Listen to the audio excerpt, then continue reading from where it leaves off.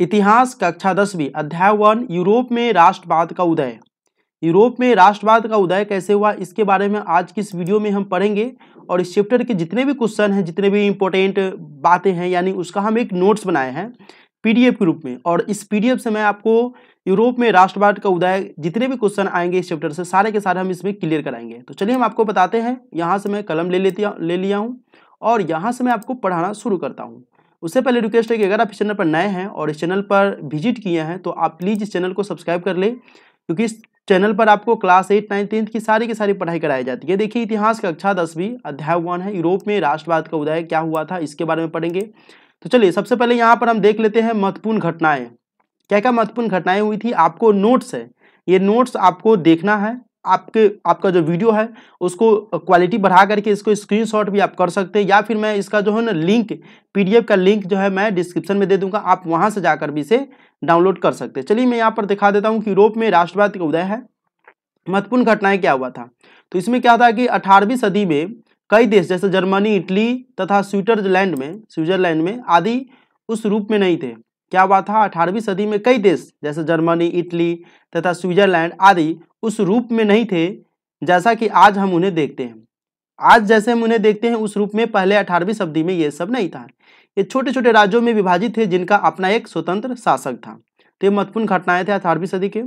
अब देख लेते हैं 1789 की फ्रांसीसी क्रांति। अगर कोई पूछेगा कि 1789 की फ्रांसीसी क्रांति के बारे में लिखिए, तो क्वेश्चन पूछ देगा कि 1789 या फ्रांसीसी क्रांति क्या है। तो हम यहाँ से लिख सकते हैं 1789 की फ्रांसीसी क्रांति राष्ट्रवाद की पहली स्पष्ट अभिव्यक्ति थी। इसने फ्रांस में राजतंत्र समाप्त कर प्रभुसत्ता फ्रांसीसी नागरिकों को सौंपी। इस क्रांति से पहले फ्रांस एक ऐसा राज्य था जिसके संपूर्ण भूभाग पर एक निरंकुश राजा का शासन था। तो अगर हमें कुछ क्वेश्चन एग्जाम में आ जाता है क्वेश्चन की फ्रांसीसी क्रांति क्या है, तो ये क्वेश्चन हम आंसर लिख सकते हैं, आप इसे स्क्रीनशॉट कर सकते हैं।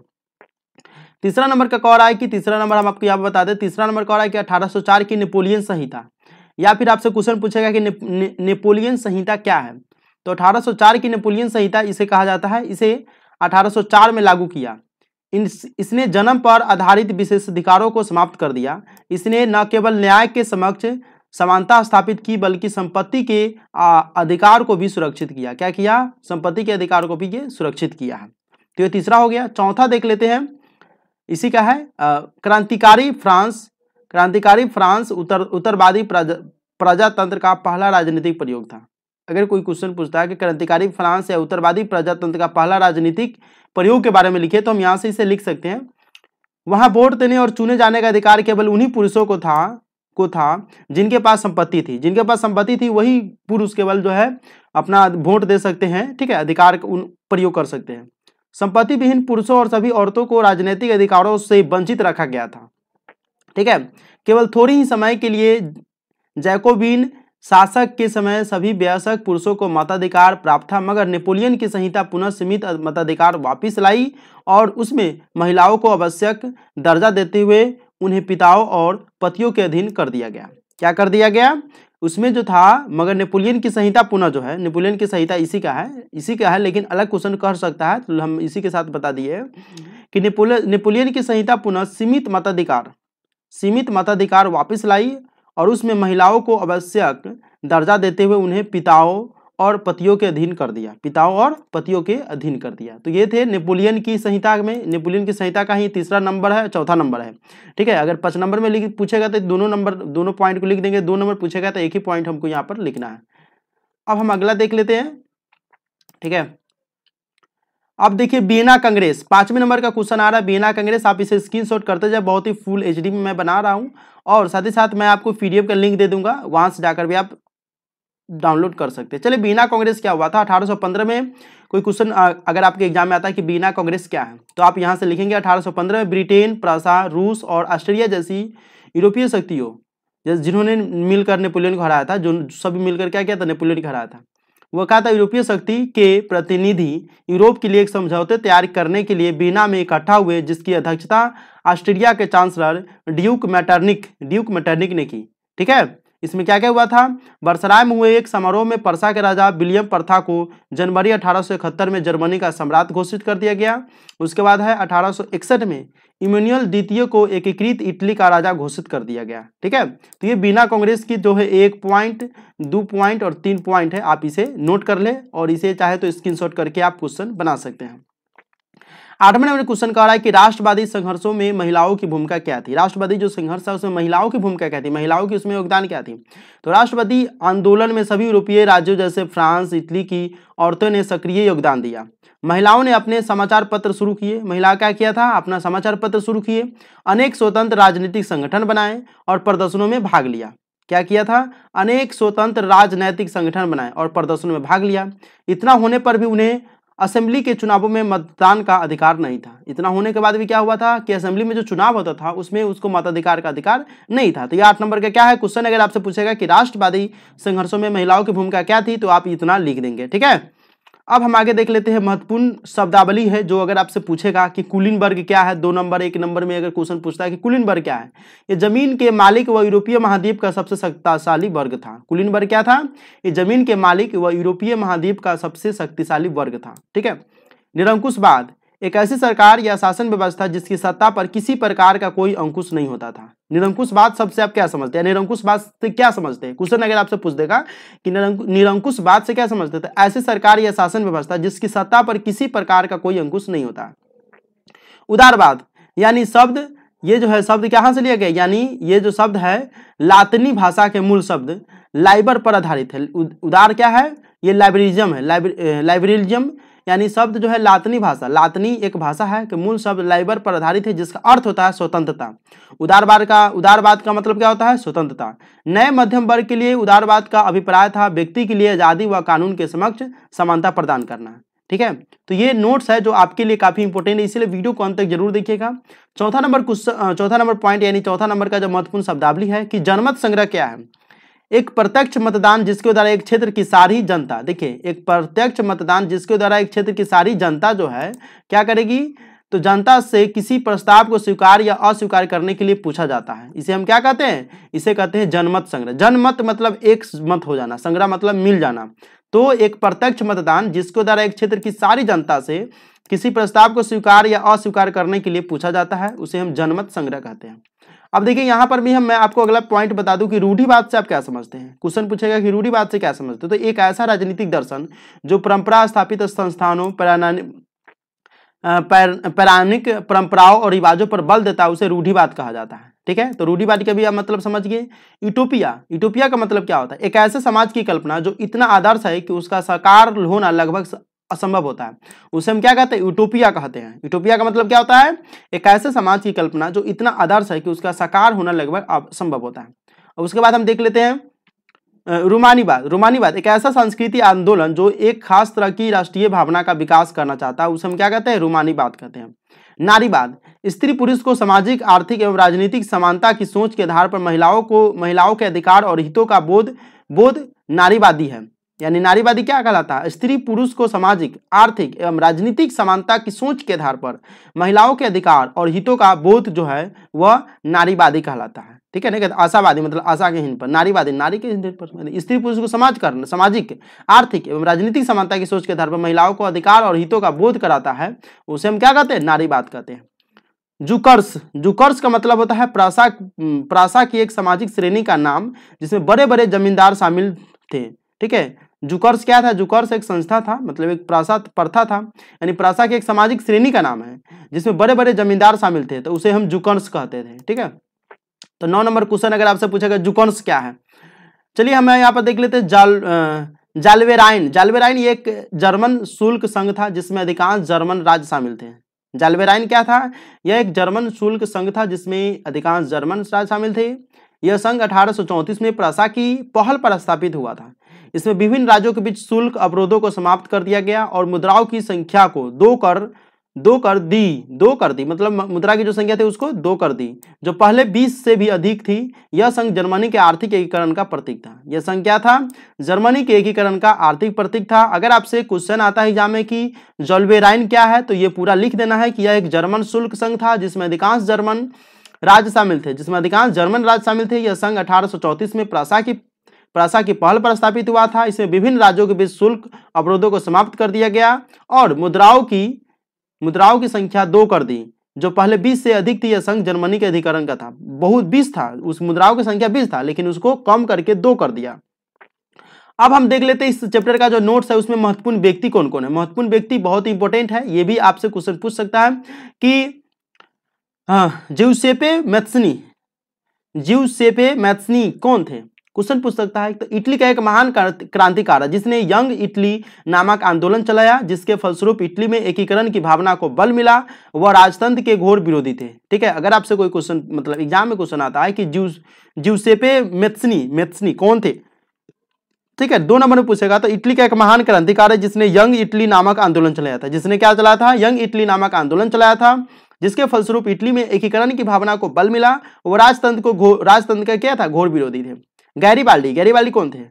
गैरीबाल्डी क्वेश्चन पूछेगा, बहुत बार क्वेश्चन पूछा जा चुका है कि इटली का महान क्रांतिकारी जो मैत्सनी का सहयोगी व समकालीन था। उसने लाल कुर्ती नामक सेना तैयार की थी। उसने लाल कुर्ती ऑब्जेक्टिव में क्वेश्चन पूछा गया हुआ कि लाल कुर्ती नामक सेना किसने तैयार किया था?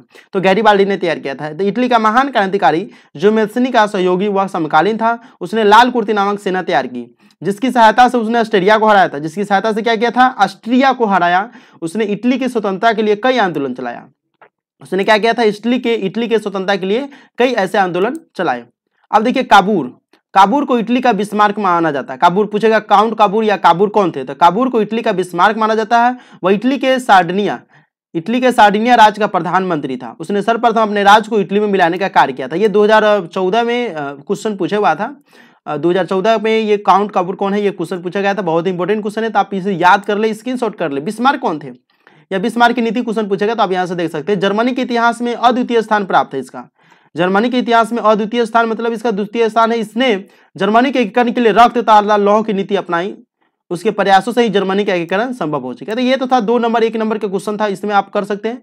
कुछ प्रतीकों का अर्थ आपसे क्वेश्चन पूछेगा, तो प्रतीकों का अर्थ जैसे मान लीजिए आपसे कोई पूछेगा कि टूटी हुई बेरिया का अर्थ क्या होता है, इसका अर्थ इसका अर्थ होता है आजादी मिलना। बाज छाप वाला कवच, इसका मतलब होता है जर्मन समुदाय की प्रतीक शक्ति।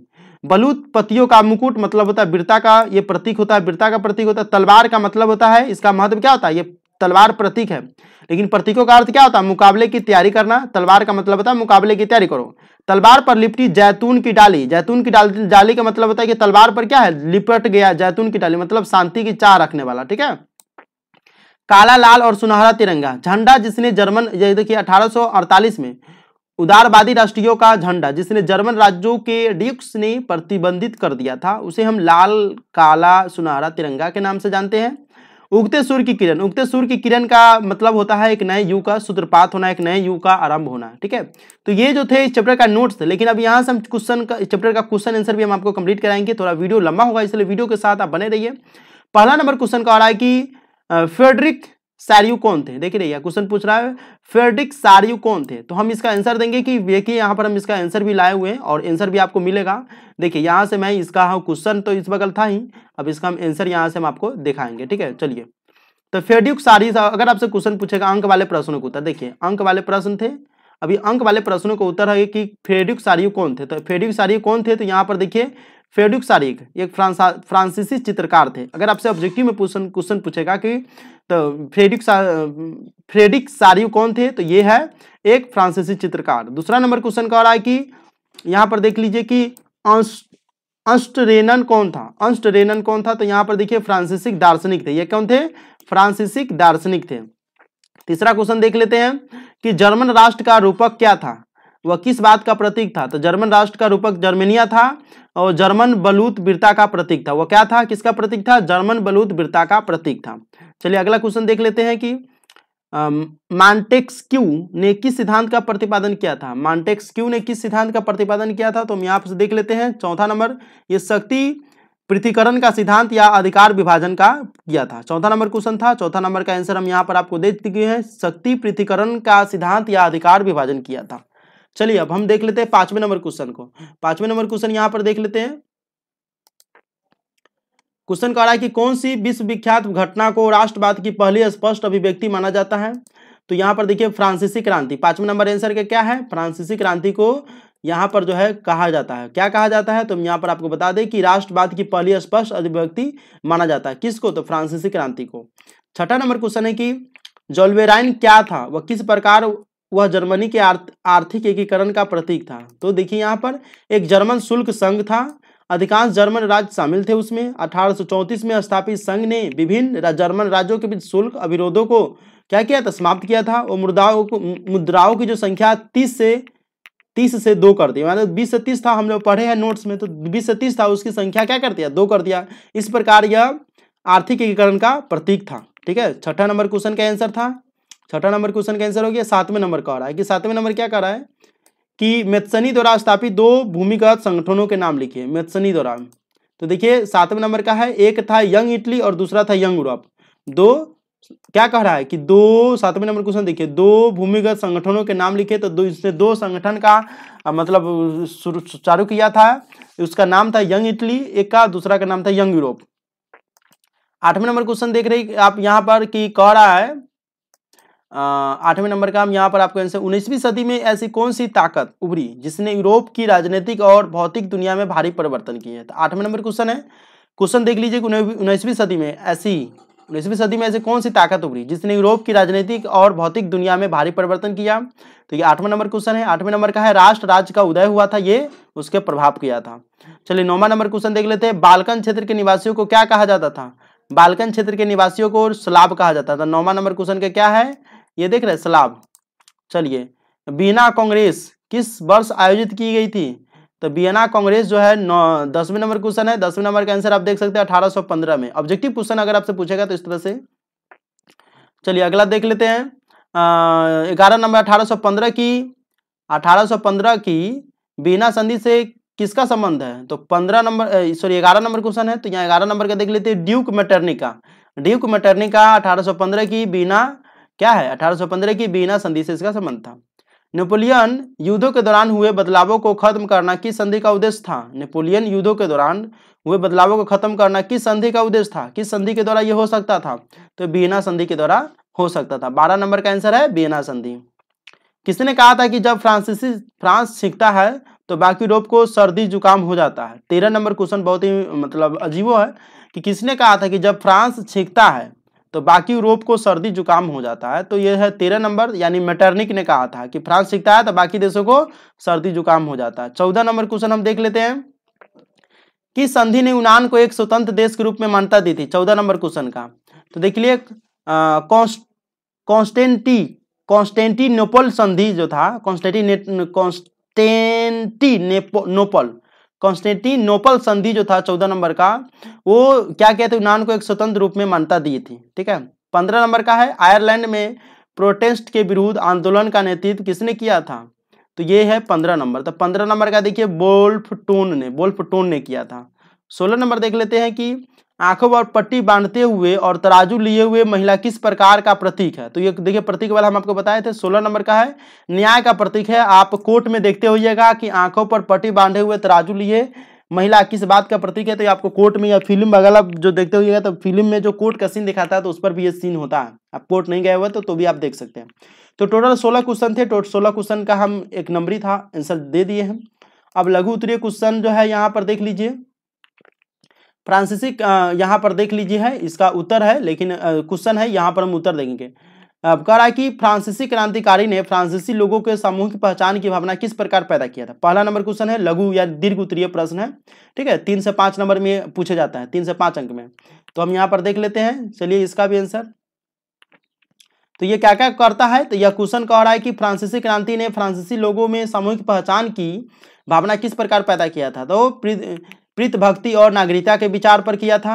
ठीक है, नए राष्ट्रीय चिन्ह के आधार पर किया था, केंद्रीकृत प्रशासनिक व्यवस्था के आधार पर किया था, राष्ट्रीय भाषा और एक समान भार व मान की व्यवस्था के आधार पर। ये पहला क्वेश्चन का ये आंसर है, आप यहां से नोट कर सकते हैं। ठीक है, चलिए अब हम देख लेते हैं दूसरा क्वेश्चन। नेपोलियन ने प्रशासनिक क्षेत्र में क्रांतिकारी सिद्धांतों का समावेश किया जिसने पूरी व्यवस्था को अधिक कुशल व तर्कसंगत बना दिया। समीक्षा कीजिए। ठीक है, क्वेश्चन है नेपोलियन ने प्रशासनिक क्षेत्र में क्रांतिकारी सिद्धांतों का समावेश किया जिसने पूरी व्यवस्था को अधिक कुशल व तर्कसंगत बना दिया। ये समीक्षा करना है। तो दूसरा नंबर क्वेश्चन है, तो नेपोलियन की संहिता, इसमें जो समीक्षा था कि ग्रामीण प्रशासनिक व्यवस्था में सुधार करना, शहरी क्षेत्र में सुधार करना, व्यापार में सुधार करना, ये इनकी प्रमुख समीक्षा थी जो ये करना चाहते थे।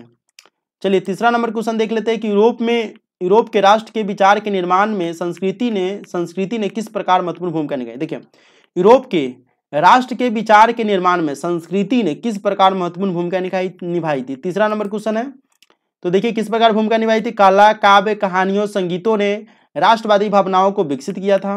लोकगीत, जनकाव्य या लोक नृत्य की मतलब ये किया था। स्थानीय बोलियों व लोक साहित्य पर बल दिया था, भाषा के आधार पर दिया था। तो ये चार थे जिसके आधार पर ये क्या किया था, राष्ट्र के विचार निर्माण में संस्कृति ने अपना योगदान दिया था।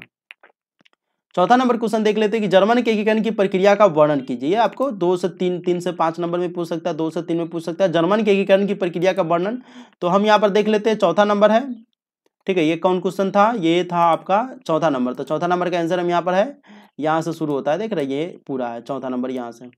तो ये जर्मन के एकीकरण का यहाँ पर तो आरंभ विलियम प्रथम के प्रशा के सिंहासन पर आसीन होना, बिस्मार्क द्वारा जर्मनी एकीकरण की भूमिका तैयार करना, वियना कांग्रेस करना। ठीक है, उसके बाद है फ्रंट पार्लियामेंट करना, एकीकरण में बधाई करना, बिस्मार्क द्वारा ऑस्ट्रिया, फ्रांस आदि पराजित करना, विश्व शक्तियों के तथ्य किया व एकीकृत जर्मनी का एक राष्ट्र के रूप में उभरना। ये चौथे नंबर क्वेश्चन का आंसर था, आप देख सकते हैं चौथा नंबर क्वेश्चन यहाँ पर है।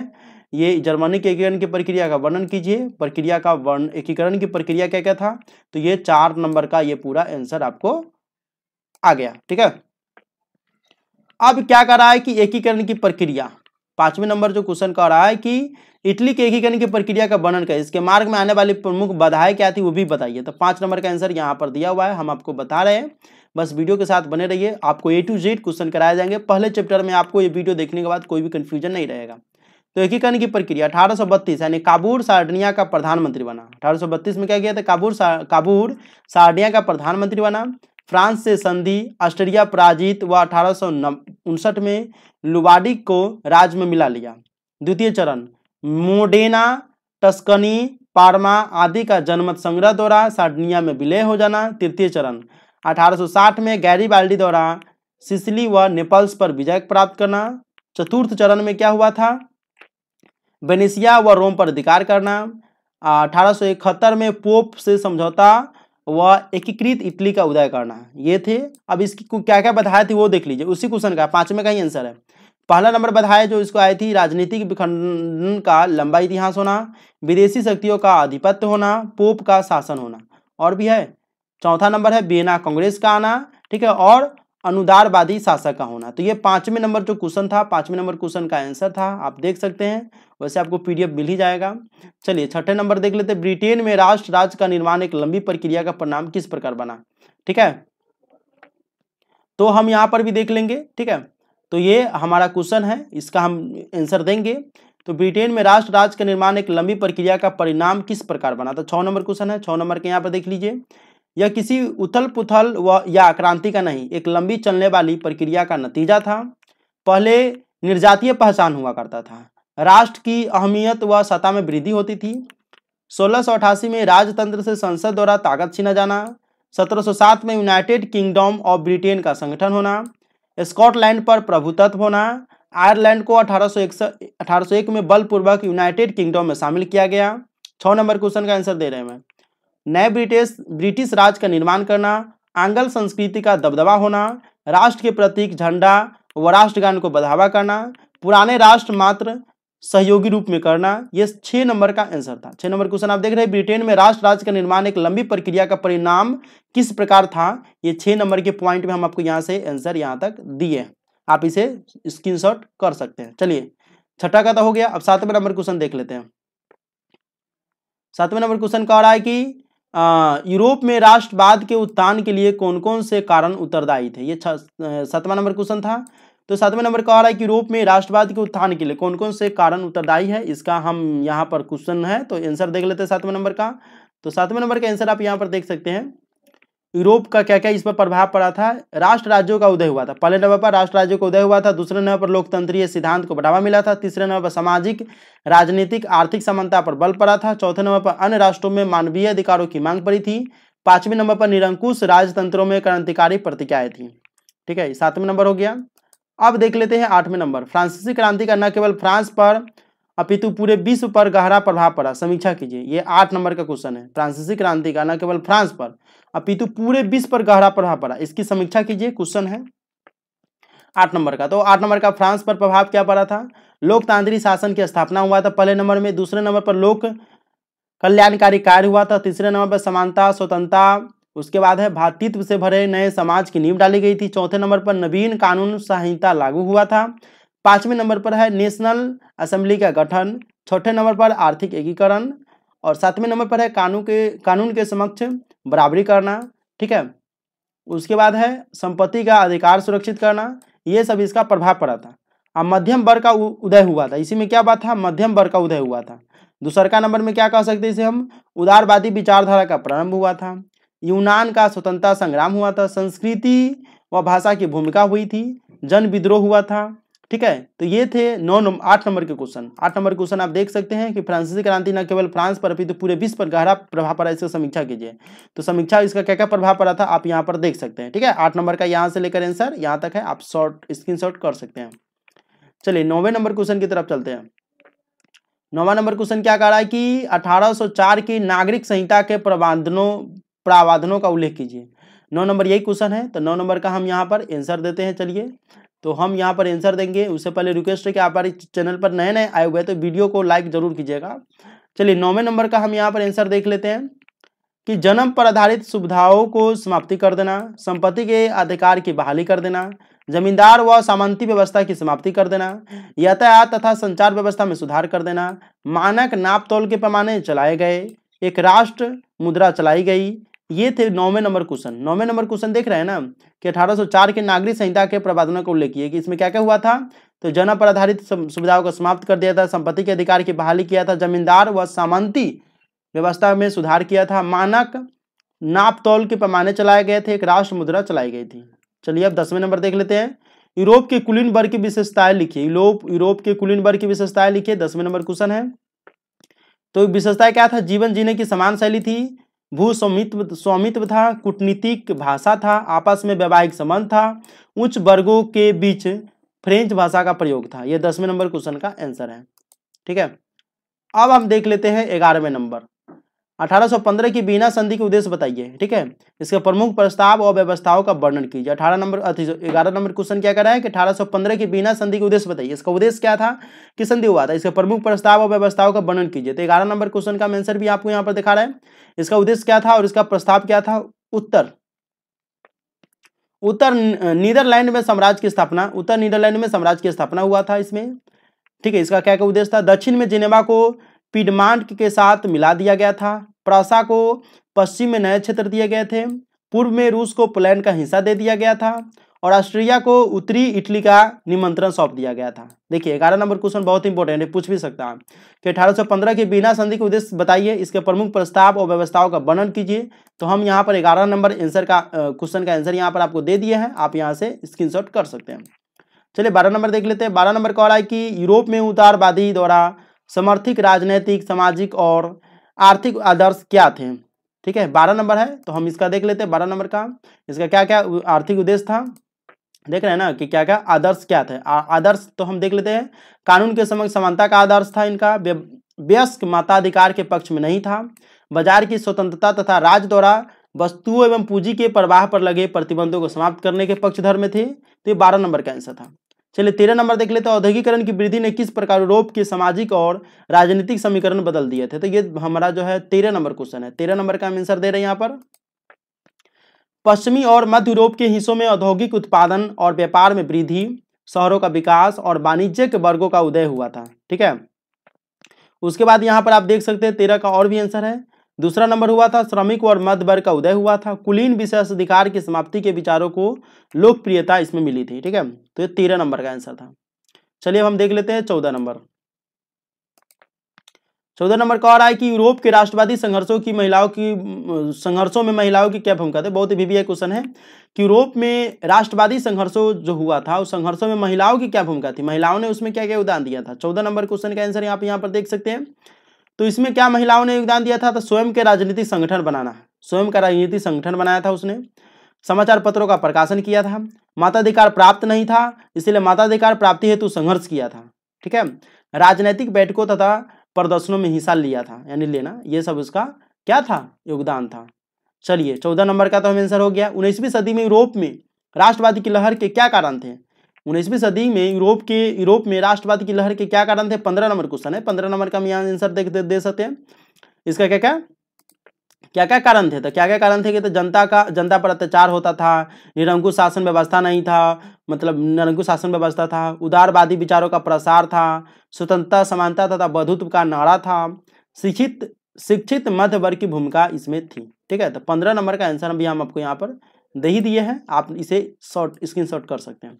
16 नंबर लास्ट क्वेश्चन है। 1815 से 1914 के दौरान अंतर्राष्ट्रीय आर्थिक विनिमय केंद्रों के 3 प्रभावों को विस्तार से लिखिए। चलिए 16 नंबर लास्ट क्वेश्चन है, इसका भी देखिए 3 प्रभावों को विस्तार से लिखिए। वस्तु का प्रभाव, पूंजी का प्रभाव, लोगों का प्रभाव। ठीक है, तो वस्तु का प्रभाव, पूंजी का प्रभाव और लोगों का प्रभाव है, इसके बारे में हम आपको पहले ही बता दिए हुए थे, ऊपर में जाकर के आप लिख सकते हैं। इसके बारे में विस्तार में लिखना। अगर 5 नंबर पूछता है तो वस्तु का प्रभाव क्या क्या पड़ा था उसके बारे में लिख देंगे, पूंजी के क्या क्या प्रभाव था उसके बारे में, लोगों का क्या क्या प्रभाव था उसके बारे में। लेकिन अगर आपसे 2 नंबर पूछता है तो तीनों पॉइंट अगर आप लिख देंगे तो हो जाएगा। वस्तु का प्रभाव, पूंजी का प्रभाव क्या हुआ था हम आपको ऊपर ही बता दिए थे। वीडियो पसंद आए तो प्लीज वीडियो को लाइक करें, इस चैनल पर नए हैं तो चैनल को सब्सक्राइब कीजिएगा और इस वीडियो को अधिक से अधिक शेयर जरूर कीजिएगा।